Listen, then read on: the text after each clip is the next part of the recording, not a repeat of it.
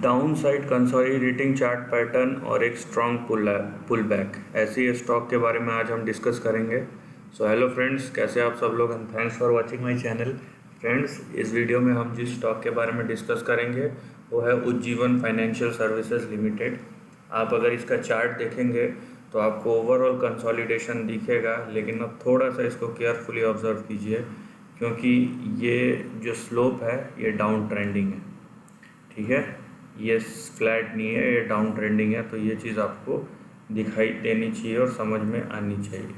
इसका प्रॉब्लम क्या होता है कि ऐसा जब डाउन ट्रेंडिंग स्लोप हो तो यहाँ पे अपने को लगता है जब, क्योंकि इसके जो आप सपोर्ट एंड रेजिस्टेंस और फ्लक्चुएशंस देख रहे हैं, आप यहाँ पे देखिए, हमको लगता है यहाँ पे कि चीज़ें जो हैं अभी ठीक होने वाली है, लेकिन उससे पहले ही कुछ ना कुछ ऐसा हो जाता है जिससे शेयर प्राइस एक लेवल के बाद सस्टेन नहीं कर पाता है।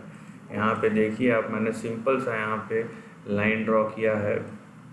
अब समझिए, यहाँ पे आपका जो सपोर्ट एंड रेजिस्टेंस है ये स्टॉक में बहुत इंपॉर्टेंट होता है because of the kind of volatility this companies have, right. So आपका जो सपोर्ट लेवल है अभी, ये जो लॉन्ग टर्म सपोर्ट लेवल है वो यहाँ पे आता है। तो अपने सपोर्ट लेवल से आप देखिए नीचे से ये स्टॉक ऑलरेडी 88% बाउंस बैक दिखा चुका है। ठीक है, नंबर 2, आपका जो यहाँ पे इमीडिएट सपोर्ट लेवल आएगा वो आएगा यहाँ पे। ठीक है, ये आपका इमीडिएट सपोर्ट लेवल आएगा, लेकिन जिस तरीके से यहाँ बाउंस बैक आया है वो आपके प्राइस को कम से कम नहीं तो यहाँ तक ले जा सकता है, मतलब 316 तक। उसके बाद का जो आपका नेक्स्ट रेजिस्टेंस है वो आएगा यहाँ पे अराउंड 359, एंड आफ्टरवर्ड्स प्राइस आपको यहाँ तक 405 तक आपको ले जा सकता है। लेकिन मैं फिर से बोल रहा हूँ आपको, ये तीनों जो लेवल्स हैं वो लेवल्स आप देखिए 405 से 412 जो भी। सो ये लेवल्स आप देखिए एक चीज़ कि यहाँ पे इम्पॉर्टेंट क्या है, यहाँ पे इम्पॉर्टेंट है कि ट्रेंड किस तरीके से फॉर्म हो रहे हैं और सपोर्ट एंड रेजिस्टेंस लाइन किस तरीके से बन रहे हैं।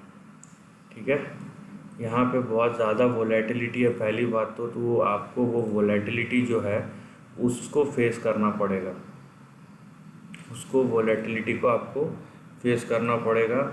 इसीलिए सपोर्ट एंड रेजिस्टेंस के दायरे में रह के जो करना है कीजिए, ओवर एक्सपेक्ट मत कीजिए, क्योंकि अगर आपको एक्सपीरियंस नहीं है और आप नए हैं तो एक सबसे पहला चीज़ जो हम पता नहीं रहता है लोगों को वो ये है कि कौन सा स्टॉक खरीदे कौन सा नहीं खरीदे, और ख़रीद रहे हैं तो उसका लॉन्ग टर्म पोटेंशियल क्या हो सकता है और क्या नहीं हो सकता, क्योंकि उसके लिए पढ़ाई और एक्सपीरियंस चाहिए।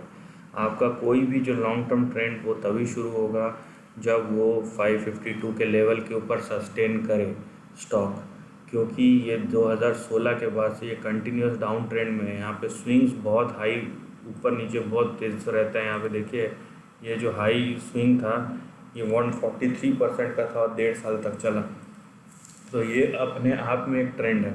लेकिन उसके बाद जो गिरा है वो आप यहाँ पे देख ही रहे हैं। नंबर 2, उससे पहले 2017 तक भी जो ट्रेंड आया था उसमें आपको ज़्यादा बड़े कुछ स्विंग नहीं देखने में मिले। यहाँ से यहाँ पे देखेंगे 133-38% का, तो शॉर्ट टर्म में बहुत तेज़ स्विंग है, लेकिन जो प्राइस वोलेटिलिटी और जो करेक्शन है वो इतना शार्प रहता है कि प्राइस टिक नहीं पा रहा है। इसीलिए सपोर्ट एंड रेजिस्टेंस आपके लिए सबसे पहला प्रायोरिटी होना चाहिए। अब इसके डेटा पॉइंट की बात करें तो सबसे पहले आप समझ लीजिए कि उज्जीवन फाइनेंशियल जो है एक NBFC स्टॉक है, non banking finance corporation. NBFC जो है वो अपने आप में एज अ सेक्टर, NBFC और माइक्रो फाइनेंस वो बहुत वोलेटाइल सेक्टर होता है, पहली बात। और दूसरी बात, इस टाइप के सेक्टर में आपको उन्हीं स्टॉक्स पे इन जनरल जाना चाहिए, कोई रिकमेंडेशन नहीं है, लेकिन जहाँ पे स्ट्रॉन्ग पेरेंटेज हो, जिसका प्रमोटर बहुत स्ट्रॉन्ग हो और जो ख़राब से ख़राब सिचुएशन झेल सके। क्यों? क्योंकि बैंक का रिस्क मैनेजमेंट जो है उनके सर्टेन पैरामीटर्स हैं, उससे बाहर जाके वो लोन नहीं दे सकते लोगों को इस इसीलिए NBFCs और माइक्रो फाइनेंस जैसी कंपनी है जो रिस्की सेक्शन और रिस्की सेक्टर और छोटे अमाउंट के लोन एकदम अब जहाँ तक बैंक नहीं पहुँच सकता वहाँ पे जाके पहुँचाते हैं। तो समझ लीजिए कि उनका रिस्क एपिटाइट बहुत ज़्यादा होता है। तो इसीलिए जहाँ पे आपका रिस्क एपिटाइट ज़्यादा होता है वहाँ पे कंपनी के काम करने का तरीका और कंपनी का पेरेंटेज किस तरीके का है बहुत मैटर करता है। और कंपनी के काम करने का तरीका क्या है, कैसा है, समझ में आना चाहिए, ये भी बहुत बड़ी बात है। और इसके लिए आपको एनालिसिस बहुत अच्छा होना चाहिए। आप अगर यहाँ पे return on equity, return on capital employed देख रहे हैं तो आप देखिए यहाँ पे 8% का है, ठीक है। यहाँ पे 2000 करोड़ 2600 करोड़ का मार्केट कैप है, तो पी यहाँ पे रीजनेबल है। यहाँ पे 8% का है, लेकिन 8% क्या, 8% आप अगर इतना छोटा कंपनी और NBFC का है तो क्या ये 8% जस्टिफाइड है? आज के डेट पे भी आप कहाँ पे देख रहे हैं ये आपको 8% का। मैं आपको सिंपल एक कंपैरिजन दे रहा हूँ, हो सकता है डायरेक्ट कोरिलेशन ना हो, लेकिन आप अगर पर्सनल लोन लेने जाते हैं, आप एक नौकरी पेशा इंसान हैं, आपकी एक सरकारी नौकरी नहीं है तो भी एक अच्छे प्राइवेट फर्म में नौकरी है, तो क्या आपको 8% पे आज के डेट पे पर्सनल लोन मिल रहा है? राइट, नहीं मिल रहा होगा। दूसरी बात, तो अगर आपको नहीं मिल रहा है और तो ये जो कंपनी है वो रिस्की है, तो वो जो लोन बांटेंगे उनका रेट ऑफ इंटरेस्ट जाहिर सी बात है बहुत हाई होगा। तो मान लीजिए वो अगर 14-15% में अगले वाले को इंटरेस्ट रेट पे लोन दे रहा है और उसका रिटर्न ऑन इक्विटी 8% है, आप उसके इन्वेस्टर हैं, तो आप क्यों जाएंगे वहाँ पे? ठीक है, ये एक लॉजिकल बात है और डिस्कशन के लिए। सो ये एज अ डिस्कशन आप ले सकते हैं, तो उस सेंस में ये कम है।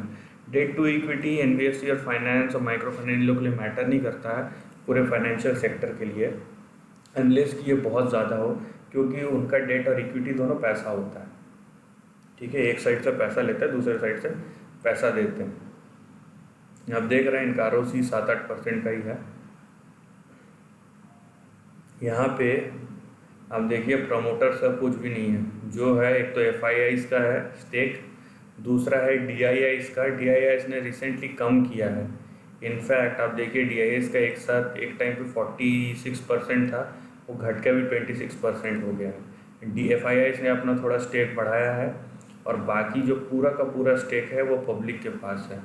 सो यहाँ पे आप एक चीज़ ध्यान रखिए, एज अ सेक्टर ये बहुत रिस्की है, रिस्की सेक्टर। इनका बिजनेस जो है, बिजनेस मॉडल जो है, ये ऐसा नहीं है मैं किसी एक कंपनी के बारे में बात कर रहा हूँ। NBFC और micro finance as a sector और एज अ बिजनेस मॉडल बहुत वोलेटाइल और बहुत फ्लक्चुएटिंग है, और उनका गवर्नमेंट पॉलिसीज़, पॉलिटिक्स, गवर्नेंस, आप वेदर कंडीशंस, नेचुरल कैलामिटी, ये सब का बहुत ज़्यादा इम्पैक्ट होता है। राइट, तो आप जो भी चीज़ करें यहाँ पे वो सोच समझ के करें।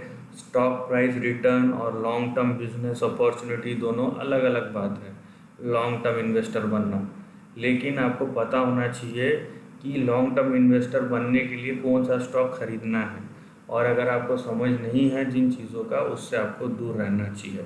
एल्स यहाँ पे जो अभी ट्रेडिंग पैटर्न आपको दिख रहा है टेक्निकली बहुत स्ट्रॉन्ग है और ये आपको ऊपर तक ले जा सकता है, लेकिन कोई भी स्ट्रॉन्ग ट्रेंड या ट्रेंड तब चालू होगा जब ये 552 का जो हाई है उसको क्रॉस करेगा, उसके ऊपर सस्टेन करेगा और उसके ऊपर जाएगा, अनलेस ये एक रिकवरी है। This is the end of the video दोस्तों। वीडियो पसंद आए तो लाइक और शेयर कीजिए, थॉट्स कमेंट सेक्शन में लिख के बताइए, और ऐसे ही नए कंटेंट के लिए चैनल को प्लीज़ सब्सक्राइब कीजिए। Lastly, take care of your family and friends.